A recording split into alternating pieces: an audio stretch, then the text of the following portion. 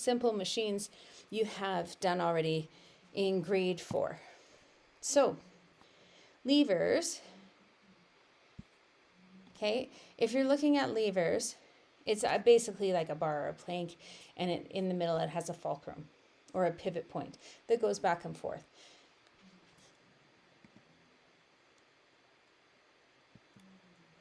So when we look at the lever, the bigger the object you're trying to, I'm going to use the pointer here, the bigger object that you're trying to move, the further away you have to be from that. And your pivot point is there. So the greater the load, the greater the distance you are from the load. Now there's 3 different classes of levers. This is something that you would not have gone over. The first class has the fulcrum in the middle, okay, and then you have the load on the one side and then the force pushing down on the other. So that's the teeter-totter.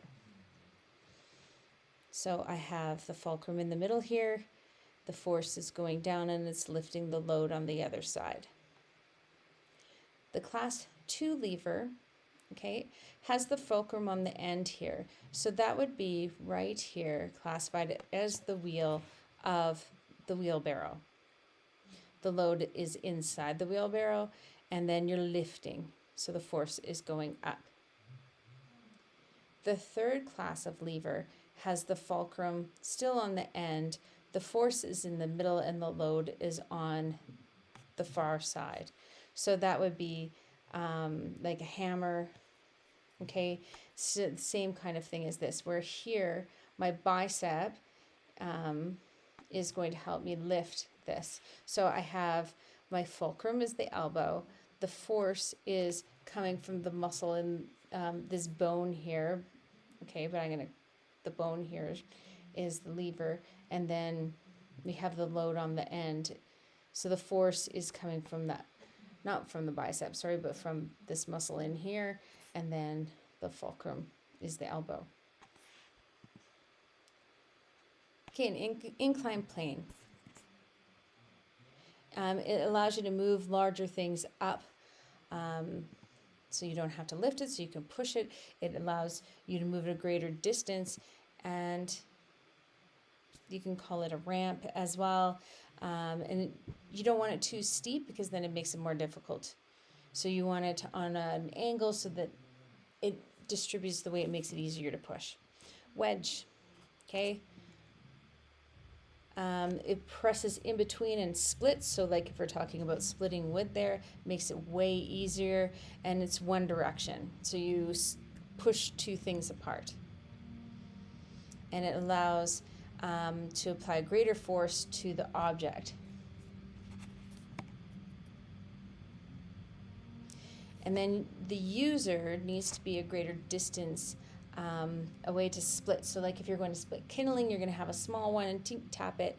But if you're going to split big logs, you're going to need to have the longer handle in order to be able to split.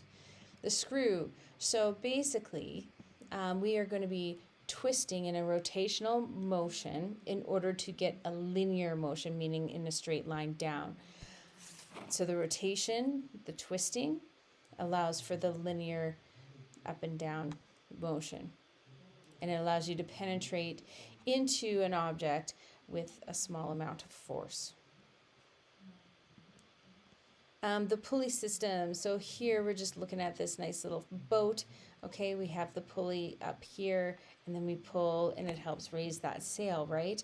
So it helps us with the wheel and axle. It works in conjunction with the wheel and axle, and you pull, and it helps you lift things that are heavy.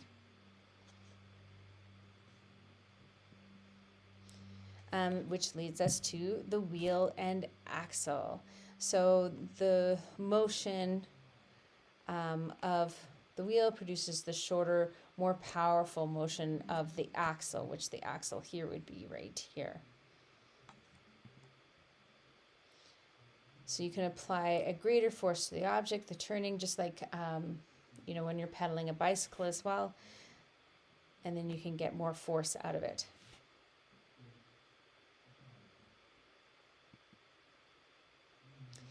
All right, and it helps you increase the speed as well.